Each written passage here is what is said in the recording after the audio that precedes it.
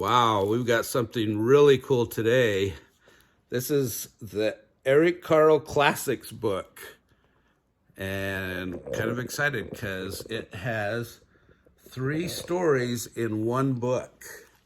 Isn't that cool? So we're going to go through them today. I don't think we've read any of these yet. So the first one's The Tiny Seed. The second one's called Pancakes. Then the third one is Walter the Baker. So here's the first one, The Tiny Seed. It is autumn. A strong wind is blowing. It blows flower seeds high in the air and carries them far across the land. One of the seeds is tiny and smaller than any of the others. Will it be able to keep up with the others? And where are they all going? Is that the tiny one right there? I think it is. One of the seeds flies higher than the others. Up it goes. It flies too high, and the sun's hot rays burn it up. But the tiny seed sails on with the others. Oh, yeah, there's the one on fire. This must be the tiny one here, even though it looks big. Another seed lands on a tall and icy mountain. The ice never melts, and the seed cannot grow. The rest of the seeds fly on, but the tiny seed does not go as fast as the others. Oh, yeah, he's right here. One seed drifts down onto the desert. It is hot and dry, and the seed cannot grow. Now the tiny seed is flying very low, but the wind pushes it on with the others. Must be that one. That one burned up in the desert because it's too dry. Finally, the wind stops and the seeds fall gently down. On the ground, a bird comes by and eats one seed. The tiny seed is not eaten. It is so small that the bird does not see it. Phew. Oh, it's that one right there. See it? The bird's just getting the big seeds. Now it is winter. After their long trip, the seeds settle down. They look just as if they are going to sleep in the earth. Snow falls and covers them like with a soft white blanket. A hungry mouse that also lives in the ground eats a seed for his lunch, but the tiny seed lies there very still, and the mouse does not see it. Oh, yeah, it's right there now.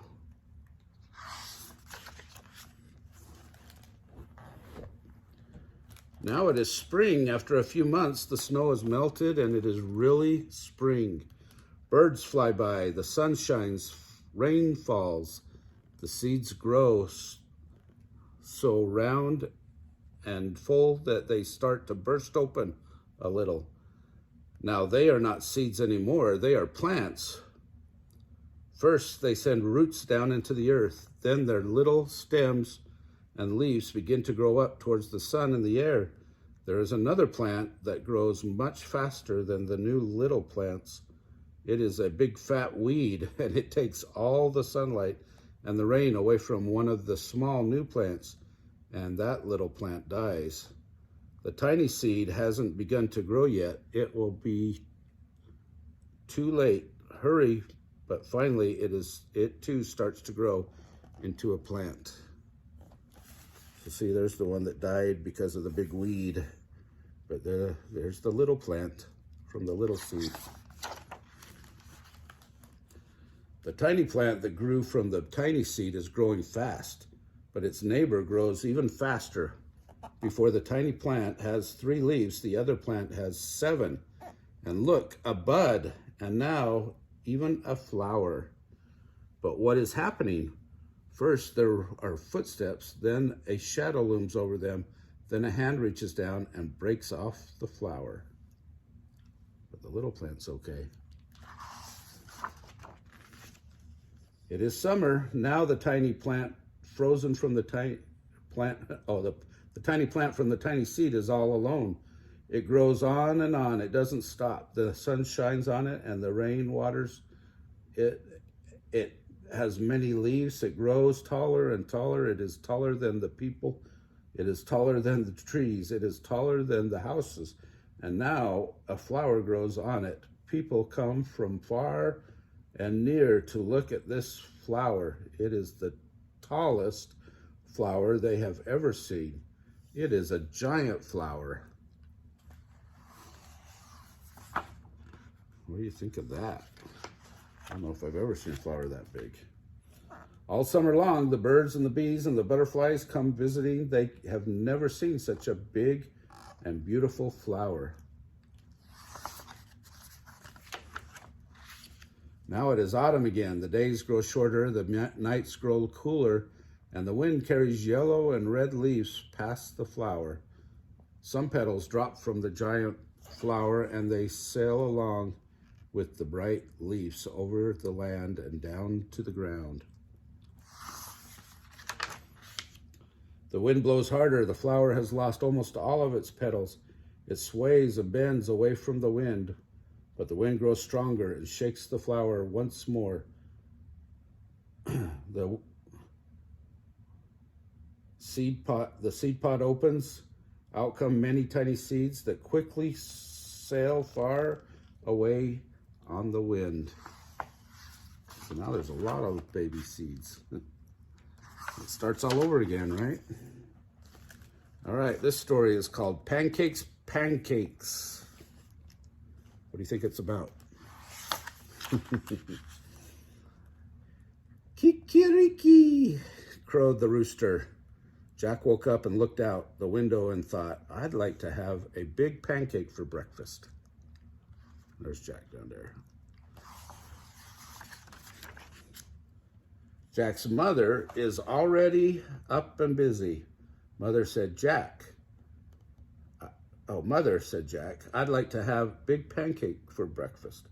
I am busy and you will have to help me, she said. How can I help? Asked Jack.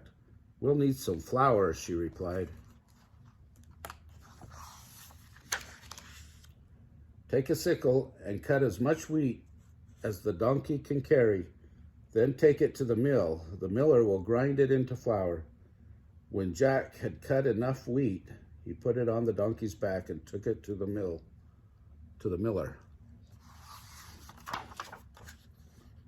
Can you grind the wheat for me? He asked. I need it for a big pancake. First, we must separate the grain from the chaff, said the miller. He gave Jack a flail and spread the wheat onto the ground. The miller took another flail and began to beat the wheat with it.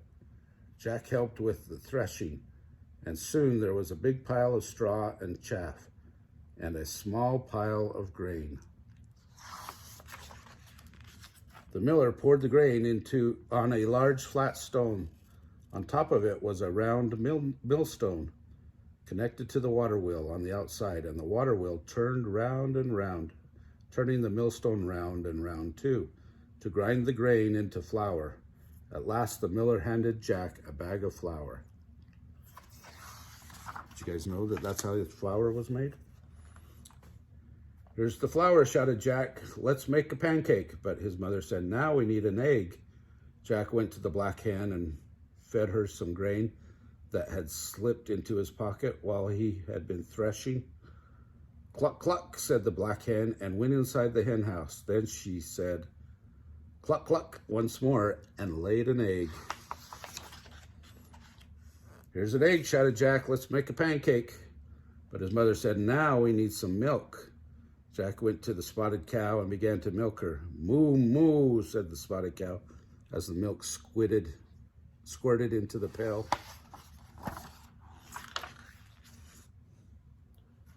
I think I missed a page. Here's the milk, shouted Jack. Let's make a pancake. But his mother said, we need some butter. Jack got the butter churn and held it between his knees.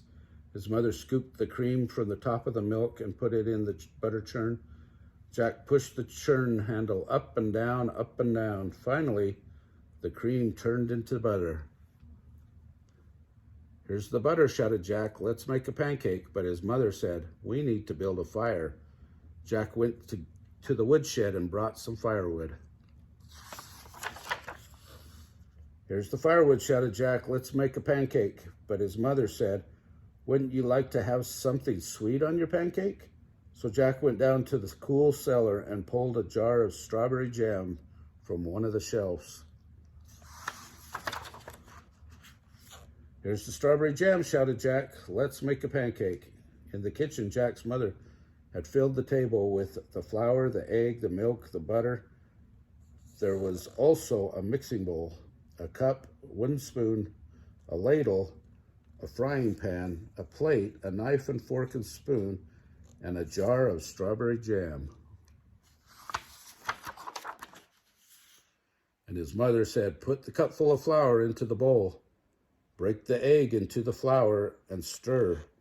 Pour a cupful of milk over the flour and eggs and stir again until the batter is smooth and without lumps. Jack's mother heated the frying pan over the fire and added a piece of butter. The butter melted fast. Then she said to Jack, now pour a ladleful of the batter into the hot pan.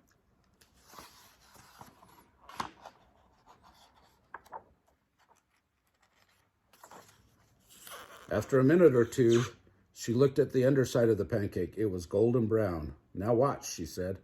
I'll turn the pancake over. Ready? Ready, shouted Jack. Flip, said his mother, up and over the pancake, high into the air, and landed right in the pan. In another minute or two, the pancake was crisp on the underside as well. Then she slipped the pancake from the frying pan onto the plate and spread some strawberry jam on it. And now Jack, his mother, started to say, but Jack said, oh, Mama, I know what to do now. You could eat. Okay, our third and final story is Walter the Baker. Long ago, in a town encircled by a wall, lived Walter the Baker, his wife Anna, and their son Walter Jr. Walter the Baker was known even outside the walls of the town. He was the best baker in the whole duchy. Early every morning, while everybody else was still asleep, Walter began baking his breads, rolls, cookies, tarts, and pies. Anna sold the baked goods in the store. No one could resist the warm, sweet smells drifting from Walter's bakery. People came from near and far. The Duke and Duchess who ruled over the duchy, loved Walter's sweet rolls. Every morning, Walter Jr. carried a basket full of warm sweet rolls to the castle where they lived. Said the Duchess, spreading quince jelly on her roll. Ah, said the Duke, putting honey on his. And so each day was the same as the day before, until one early morning, when Walter's cat was chasing a mouse and upped over the can of milk. What will I do? Cried Walter. I cannot make sweet rolls without fresh milk. In desperation, Walter grabbed a pitcher of water. I hope nobody will notice the difference, he said, as he poured the water into the flour to make the dough. Now, you and I may not be able to tell the difference between a roll made with water and one made with milk, but the Duke, and especially the Duchess, could tell the difference. Ugh, cried the Duchess after she took a bite. What is this? Roared the Duke. Where is Walter the Baker? Bring him here at once. So Walter was brought before the Duke. What do you call this? Roared the Duke. This is not a roll. This is a stone. And with that, he threw it at Walter's feet. I used water instead of milk, Walter admitted, hanging his head in shame. Pack your things and leave this town and my duchy forever, shouted the Duke. I never want to see you again. My Duke, pleaded Walter, This is my home. Where will I go? Please give me one more chance, please. I must banish you, said the Duke, but then he remembered Walter's good rolls and how much he and the Duchess would miss them. Well, Walter, the Duke started to say. Then he thought and thought some more. You may stay if you can invent a roll through which the rising sun can shine 3 times. And to make it more difficult, he added, it must be made from 1 piece of dough, and most of all, it must taste good. Now go home and bring me such a roll tomorrow morning. Poor Walter, worried and sad, he trudged back to his bakery. Walter worked all day into the night. He made long rolls, short rolls, round rolls, twisted rolls. He made them thin rolls, and he made fat rolls, and he worked some more. Walter beat and pulled and pushed and pounded the dough, but it was all in vain. He could not come up with a roll that would please the Duke. By early morning, Walter had only 1 long piece of dough left. It's hopeless, he cried. In a sudden fit of rage, he grabbed the last piece of dough and flung it against the ceiling. Stick there, he yelled at the dough, but it didn't. It fell, twisting itself as it dropped down, and plopped into a pail of water. Anna and Walter Jr. were awakened by Walter's yell and rushed into the bakery. Just as Walter was about to dump out the water and the twisted piece of dough, Father, stop, shouted Walter Jr. Look. And Anna quickly popped the dough into her oven, the hot oven. Soon it was brown and crisp. She took out the roll and handed it to Walter. It hadn't risen very high, but it had 3 holes. Walter held up the twisted roll and smiled. He saw that the morning sun was shining through it 3 times. What does it look like to you, huh? Walter put the roll into a basket and rushed it to the castle to deliver his invention to the Duke and Duchess. And they too saw the morning sun shine through it 3 times. Then Duke and Duchess each took a small bite. Walter was afraid to look because he had no idea how it would taste. Well done, said the Duke. Perfect, exclaimed the Duchess. Both were glad with Walter would not have to be sent away. And Walter, too, was happy that he could stay. Now, pray tell us, Walter, what do you call this? Asked the Duke. Yes, pray us tell. Walter stammered as he tried to come up with a name. What was that? Pretzel? Said the Duke. Pretzel it shall be from now on, he declared. It shall be sweet rolls in the morning and pretzels in the afternoon, said the Duchess. Walter returned to his bakery and spent all day and night making pretzels. The next morning, there were baskets of pretzels outside of the store for the whole town to taste, and a special basket of pretzels for the Duke and Duchess. And cheer went up for Walter, the pretzel maker.